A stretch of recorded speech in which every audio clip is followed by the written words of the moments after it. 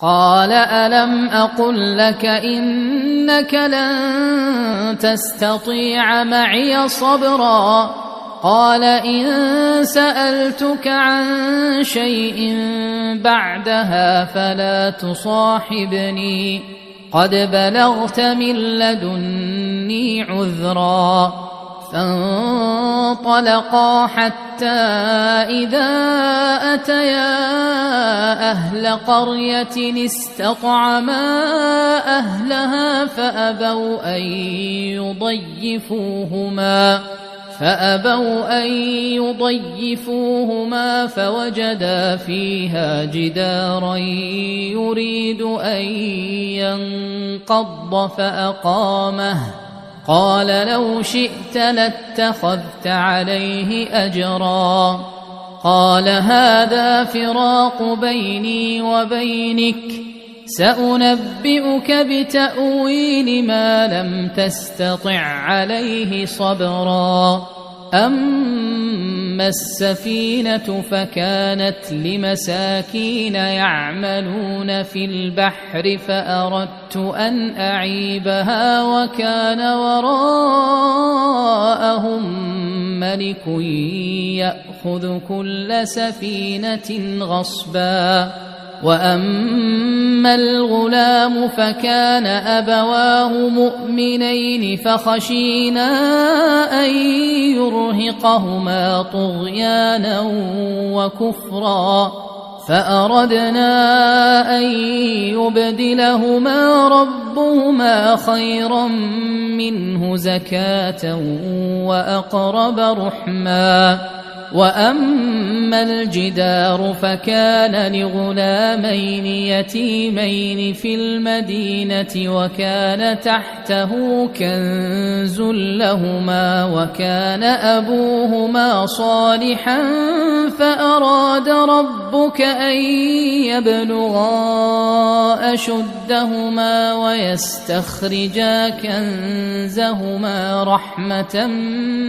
من ربك وما فعلته عن أمري ذلك تأويل ما لم تسطع عليه صبرا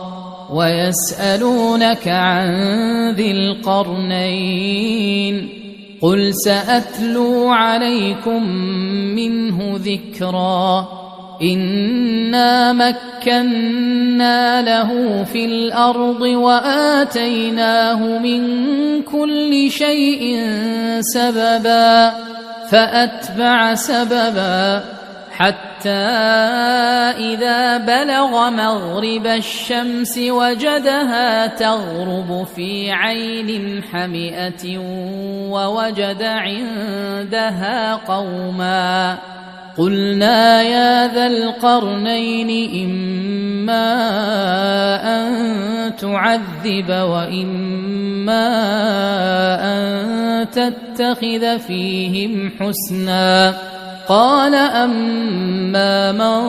ظلم فسوف نعذبه ثم يرد إلى ربه فيعذبه عذابا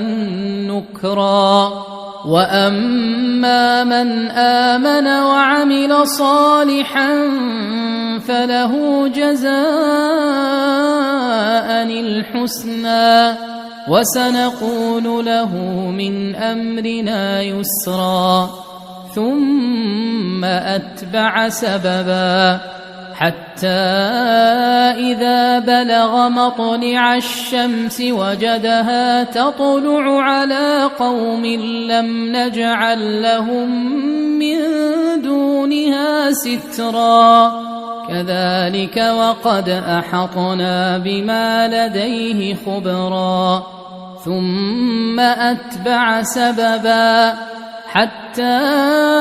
إذا بلغ بين السدين وجد من دونهما قوما لا يكادون يفقهون قولا قالوا يا ذا القرنين إن يأجوج ومأجوج مفسدون في الأرض فهل نجعل لك خرجا على أن تجعل بيننا وبينهم سدا؟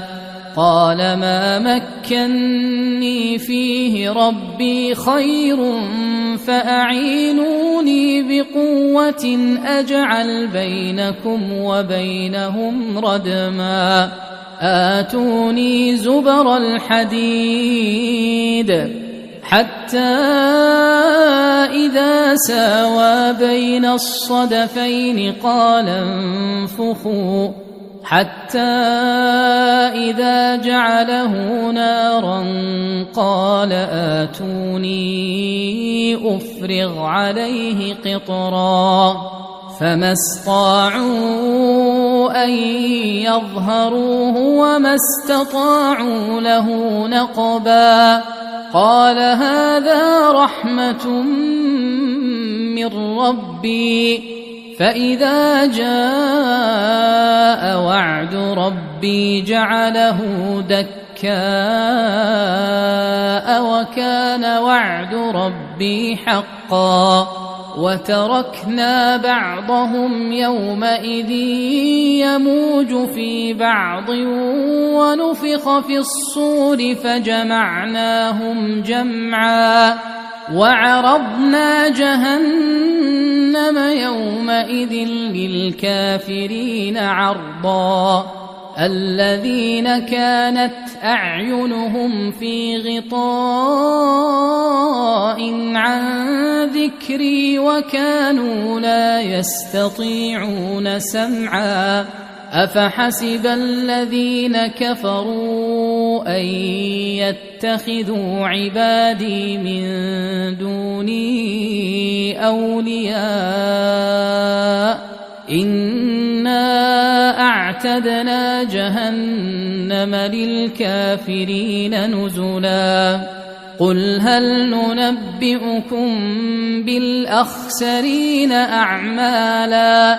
الذين ضل سعيهم في الحياة الدنيا وهم يحسبون أنهم يحسنون صنعا أولئك الذين كفروا بآيات ربهم ولقائه فحبطت أعمالهم فلا نقيم لهم يوم القيامة وزنا ذلك جزاؤهم جهنم بما كفروا واتخذوا آياتي ورسلي هزوا إن الذين آمنوا وعملوا الصالحات كانت لهم جنات الفردوس نزلا خالدين فيها لا يبغون عنها حولا قل لو كان البحر مدادا لكلمات ربي لنفد البحر قبل أن تنفد كلمات ربي ولو جئنا بمثله مددا قل إنما أنا بشر مثلكم يوحى إلي أنما إلهكم إله واحد فمن كان يرجو لقاء ربه فليعمل عملا صالحا ولا يشرك بعبادة ربه أحدا بسم الله الرحمن الرحيم كافها يا عين صاد ذكر رحمة ربك عبده زكريا إذ نادى ربه نداء خفيا قال رب إني وهن العظم مني واشتعل الرأس شيبا ولم أكن بدعائك رب شقيا وإني خفت الموالي من ورائي وكانت امرأتي عاقرا فهب لي من لدنك وليا يرثني ويرث من آل يعقوب واجعله رب رضيا يا زكريا إنا نبشرك بغلام اسمه يحيى لم نجعل له من قبل سميا قال رب أنى يكون لي غلام وكانت امرأتي عاقرا وقد بلغت من الكبر عتيا قال كذلك قال ربك هو علي هين وقد خلقتك من قبل ولم تك شيئا قال رب اجعل لي آية قال آيتك ألا تكلم الناس 3 ليال سويا فخرج على قومه من المحراب فأوحى إليهم أن سبحوا بكرة وعشيا يا يحيى خذ الكتاب بقوة وآتيناه الحكم صبيا وحنانا من لدنا وزكاة وكان تقيا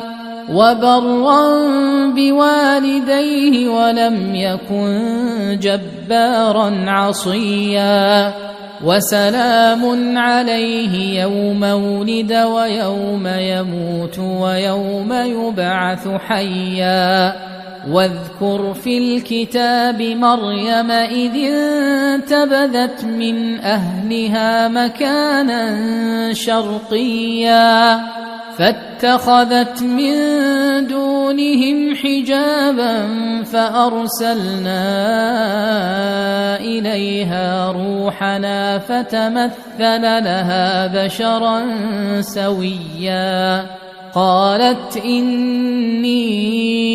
أعوذ بالرحمن منك إن كنت تقيا قال إنما أنا رسول ربك لأهب لك غلاما زكيا قالت أنى يكون لي غلام ولم يمسسني بشر ولم أك بغيا قال كذلك قال ربك هو علي هين ولنجعله آية للناس ورحمة منا وكان أمرا مقضيا